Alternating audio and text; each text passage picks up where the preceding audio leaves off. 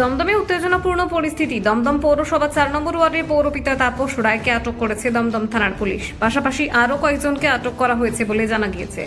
স্থানীয় সূত্রে খবর, ঘটনাকে কেন্দ্র করে এলাকায় ব্যাপক উত্তেজনা ছড়িয়ে পড়ে। ক্ষুব্ধ জনতার একাংশ তাপস রায়ের মুখে কালি মাখিয়ে দেয় বলে অভিযোগ। ঘটনাস্থলে ধাক্কাধাক্কি ও বিক্ষোভের পরিস্থিতিও তৈরি হয়। অভিযোগ, কিছু ক্ষেত্রে মারধরের ঘটনাও ঘটে।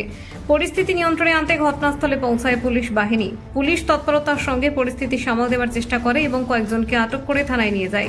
তবে কী কারণে এই উত্তেজনা বা কোন অভিযোগের ভিত্তিতে আটক করা হয়েছে সেই বিষয়ে এখনো পর্যন্ত পুলিশের পক্ষ থেকে বিস্তারিত কিছু জানানো হয়নি। ঘটনাকে কেন্দ্র করে এলাকায় চাঞ্চল্য ছড়িয়েছে। আমাকে এ বলছে তার দাম নেই, তাহলে আমার বাড়ির জমি মিথ্যা আপনি কাকে আমাদের নামে নেই, সেই দলিল কোথায় গেল? ওটা দমদমের এই পরিস্থিতি। কোথায় গেল?